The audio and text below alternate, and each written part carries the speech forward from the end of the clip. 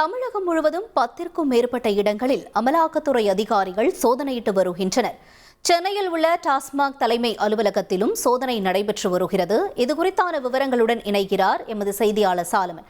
சாலமன், வணக்கம். இந்த சோதனைக்கும் அமைச்சர் செந்தில் பாலாஜி வழக்கிற்கும் என்ன தொடர்பு இருக்கிறது? மேலும் எங்கெங்கெல்லாம் இந்த சோதனை நடைபெற்று வருகிறது? முழு விவரங்கள் என்ன? சென்னை உட்பட தமிழகம் முழுவதும் 10க்கும் மேற்பட்ட இடங்களில் அமலாக்கத்துறையினர் இன்று காலை முதலே தீவிர சோதனையில் ஈடுபட்டு வருகின்றனர்.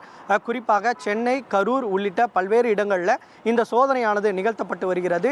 சிஆர்பிஎஃப் வீரர்கள் உதவியுடன் இந்த சோதனையானது நிகழ்த்தப்பட்டு வருகிறது.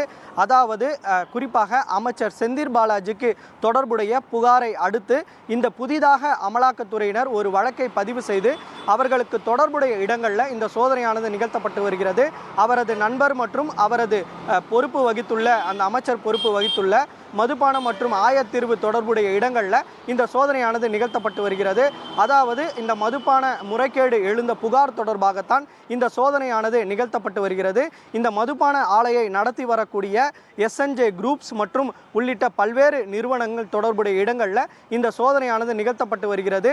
அதாவது 8க்கும் மேற்பட்ட காரில் 100க்கும் மேற்பட்ட வீரர்கள் இதில் தீவிரமாக சோதனையில் ஈடுபட்டு வருகின்றனர்.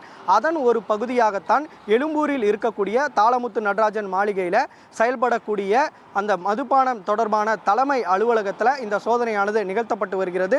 டாஸ்மாகோட தலைமை அலுவலகம் 4 மற்றும் 5வது தளத்தில் செயல்பட்டு வருகிறது. இதில் 8க்கும் மேற்பட்ட அமலாக்கத்துறையினர் அதிகாலை முதலே இந்த சோதனையானது நிகழ்த்தி வருகின்றனர்.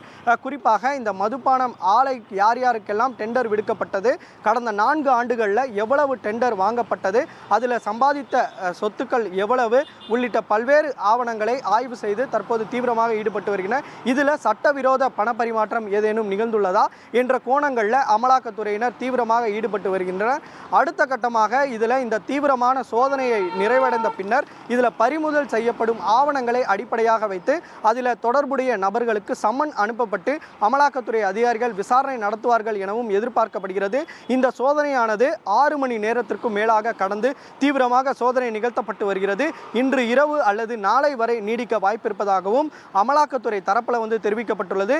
மதுபான ஆலை அதிபர்கள் தொடர்புடைய இடங்களிலும் இந்த சோதனை நிகழ்த்தப்பட்டு வருவதால் அவர்கள் சோதனை நிறைவிலையும் எவ்வளவு இதில் சட்டவிரோத பணப்பரிமாற்றம் நிகழ்ந்திருக்குதா, இதில் ஏதேனும் முறைகேடுகள் நடந்துள்ளதா என்பது குறித்தான விவரங்கள் தெரிய வரும் என அமலாக்கத்துறை தரப்புல ஒரு தகவல் தெரிவிக்கப்பட்டுள்ளது. விவரங்களுக்கு நன்றி சாலமன். உங்கள் தந்திவன் தொலைக்காட்சியில் தெனாலிராமன் தினமும் மாலை 6 மணிக்கு காண தவறாதீர்கள்.